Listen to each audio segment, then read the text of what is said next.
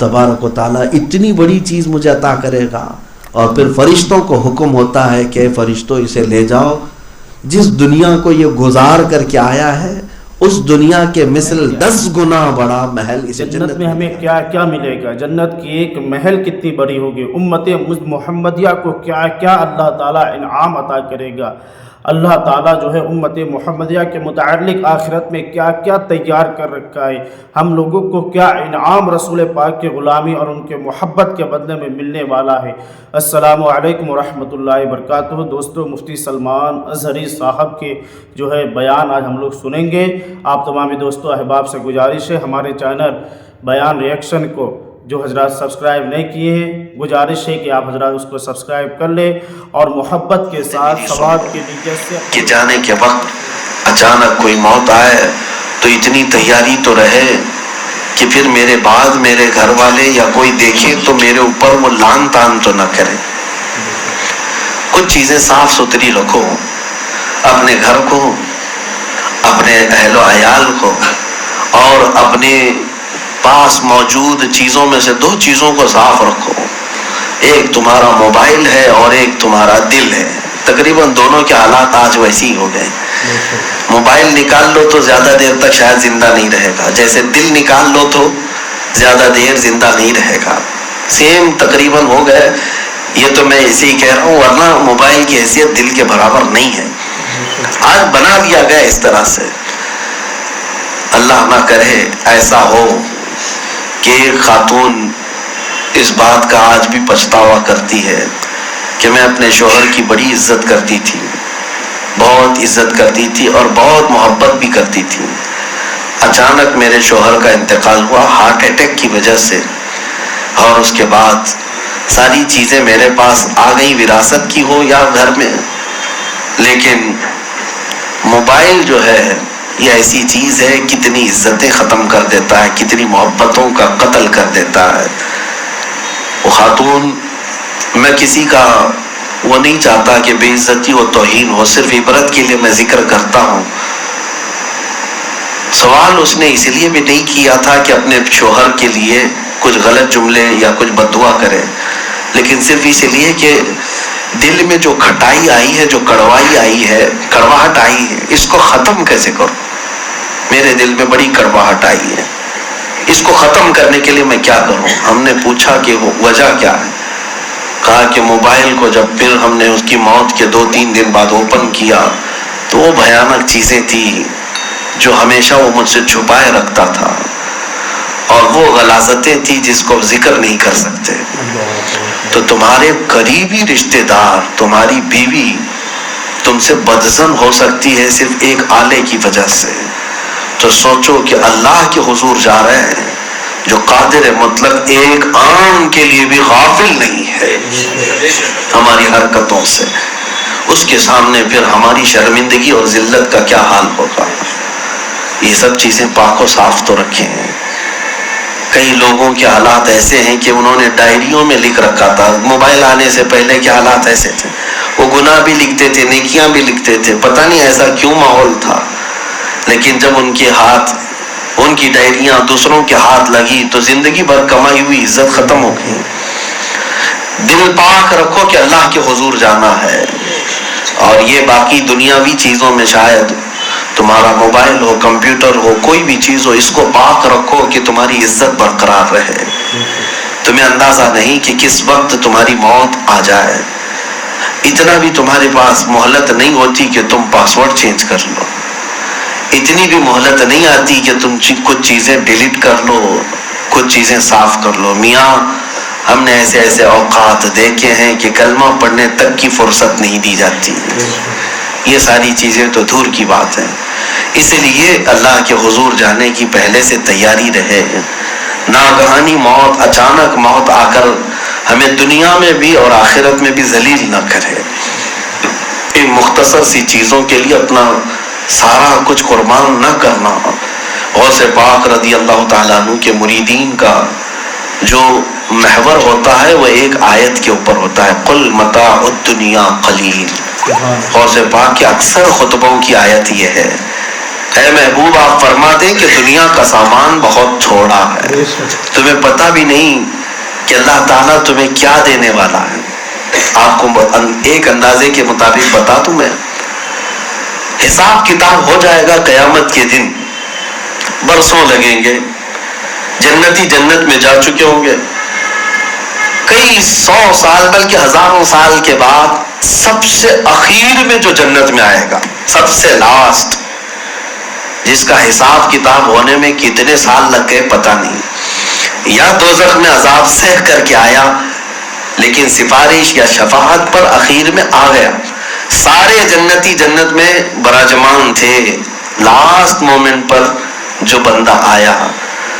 حدیث میں ہے وہ جنت میں داخل ہو کر اپنی سیٹ پوچھ رہا ہے، اپنا محل پوچھ رہا ہے کہ میرا کہاں ہے۔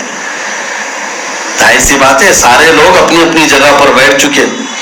ان کی مزاریاں، ان کے دیوان لگے ہوئے ہیں، ان کے خدام، ان کے ارد گرد حوریں،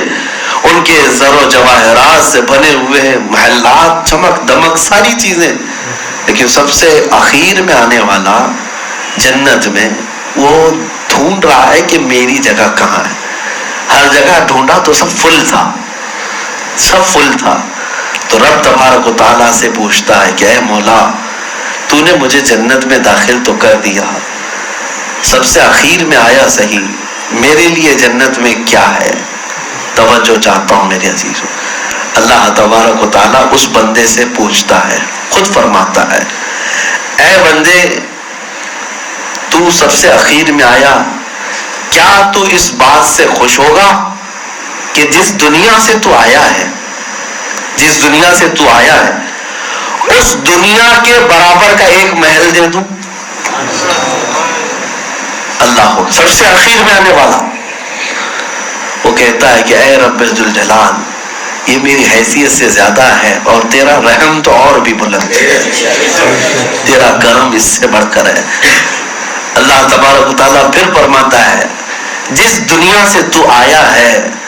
کیا اس کے مثل 2 گنا بڑا ایک محل تجھے جنت میں دے دوں؟ وہ بندہ کہتا ہے کہ رحمان تیرا فضل بلند ہے، میں اتنے کا اہل نہیں، یہاں تک کہ اللہ تبارک و تعالیٰ اس کی عطا کو، اپنی عطا کو بڑھاتا جاتا ہے، یہاں تک فرماتا ہے کہ جس دنیا سے تو آیا ہے اس کے 10 گنا بڑا ایک محل تجھے دے دوں۔ وہ شاداں و فرحاں رقص کنا ہوتا ہے جنت میں کہ کیا رب تبارک و تعالیٰ اتنی بڑی چیز مجھے عطا کرے گا، اور پھر فرشتوں کو حکم ہوتا ہے کہ فرشتوں اسے لے جاؤ،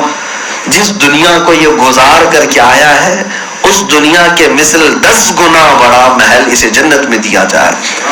اب جنت کتنی بڑی ہے اس کا تو تصور بھی ہم نہیں کر سکتے، اس کا تصور بھی نہیں ہے۔ ایک بندے کو جب اتنی بڑی جگہ دی جا سکتی ہے تو پھر انبیاء کا مقام کیا ہے، صحابہ اولیاء تابعین کا مقام کیا ہے، اور متقین کا مقام کیا ہے، انہیں کیا کیا دیا جائے گا سوچ بھی نہیں سکتے۔ اسی لیے فرمایا گیا نا کہ جنت وہ ہے جو تمہارے تصور میں بھی نہیں آئے۔ تم کس چیز پر اس کو قیاس کرنے لگ گئے، کمپیئر کرنے لگ گئے؟ 7 اسٹار ہوٹل پر، 5 اسٹار ہوٹل پر کہ جتنی سہولیت کیا تھی وہ جنت میں ملیں گی، جو تمہارے ذہن میں آ گئی چیز وہ جنت نہیں، اس سے بہت بلند ہے۔ میں آپ کو بتاتا ہوں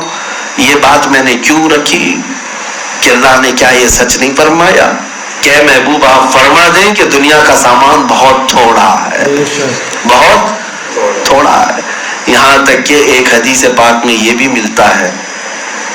کہ دنیا کا سب سے زیادہ عیش کیا ہوا آدمی، سب سے زیادہ عیش کیا ہوا آدمی جو ہر نعمت یہاں چکھ چکا ہوگا، ہر نعمت چکھ چکا ہوگا، وہ چاہے 5 اسٹار ہو، 7 اسٹار ہو، یا بادشاہوں کے محلات ہو، ہر لذیذ غذا کھایا ہوا ہو، ایسا شخص وہاں پر قیامت کے دن لایا جائے گا اور اسے صرف جنت کی چلنے والی ہوا دکھائی جائے گی یا خوشبو بتائی جائے گی، اور اس کے بعد پھر اہل محشر کو اس کے سامنے پیش کیا جائے گا، اس سے پوچھا جائے گا کہ تو نے دنیا کی ہر لذت، ہر نعمت چکھ لی تھی، دنیا کا سب سے عیش کیا تھا، تیرا وہ عیش اور تیری دنیا کی وہ ساری لذتیں جس کو تو نے مال سے حاصل کیا، ہر طرح کا آرام، وہ بلند تھا یا جنت؟ وہ بندہ کہے گا میں جو زندگی گزار کر کے آیا، اس طرح کی 100 گنا زیادہ زندگیاں دی جاتی تو وہ ہیج ہے جنت کی صرف ایک خوشبو پر، اس لیے کہ اس میں جو لذت ہے میں نے کبھی اپنی زندگی میں نہیں پائی۔ میرے عزیزوں، یقین تو کرو اللہ نے جو فرمایا دنیا کا سامان تھوڑا ہے، بل آخرت خیر لمن اتقی، آخرت بہتر ہے اس کے لیے جو اللہ سے ڈرا، پرہیزگاری اختیار کیا۔ کتنا حاصل کر سکو گے مجھے بتاؤ، کتنا جمع کر سکو گے، کتنا حاصل کر سکو گے؟ پوری زندگی جوخم میں ڈال لو، پھر بھی آج کے دور میں حالات ایسے ہیں کہ ایک گھر شہر میں بنا نہیں پاؤ گے۔ چلو بنا بھی لیا اور بلندی پر چلے گئے، اور بلندی پر کہاں تک پہنچ سکو گے؟ اتنی تمہاری حیثیت نہیں آ سکے گی کہ تم اپنی دل کی دھڑکنوں کو تھوڑا اور بڑھا سکو۔ نہیں رک، ساری چیزیں حاصل کرنے کے بعد بھی تمہارے پاس کچھ نہیں رہے گا۔ اسی لیے اس بات کا یقین کر لو کہ جو اللہ کے پاس ہے وہ بہت بلند ہے، وہ بہت زیادہ ہے، اور اس کے لیے ہمیں تھوڑی بہت چیزوں کا یہاں عیش قربان کرنا چاہیے۔ بے شک مفتی صاحب قبلہ نے حق اور سچ فرمایا کہ دنیا کی تمام عیش و آرام جو ہے اللہ کے جنت کے سامنے کچھ بھی نہیں ہے۔ اللہ تعالیٰ نے جو قرآن میں فرمایا ہے دنیا کی چیز جو ہے بہت ہی کم ہے، اور آخرت ہمارے لیے اس سے بہت زیادہ بہتر ہے۔ بے شک اللہ کی جنت کے سامنے ہو یا اللہ کی رحم و کرم کے سامنے ہو، اللہ کی رحمت کے سامنے ہو، یہ دنیا کچھ بھی نہیں ہے۔ اس لیے ہم مومنوں کو چاہیے، بالخصوص سرکار غوث پاک کے غلام ہوں، خواجہ اجمیری کے غلام ہوں، ان کے نقش قدم پر رہ کر زندگی گزارنی چاہیے، اور ان لوگوں کے مطابق اللہ تعالیٰ سے جو ہے ایسے ہی ڈرنا چاہیے جیسا وہ لوگ جو ہے ڈرا کرتے تھے، اور ہر وقت اللہ تبارک و تعالیٰ کی عبادت اور ریاضت میں مشغول رہا کرتے تھے۔ اللہ تعالیٰ ہم تمامی لوگوں کو بزرگان دین، اولیاء اللہ کے نقش قدم پر چلنے کی توفیق عطا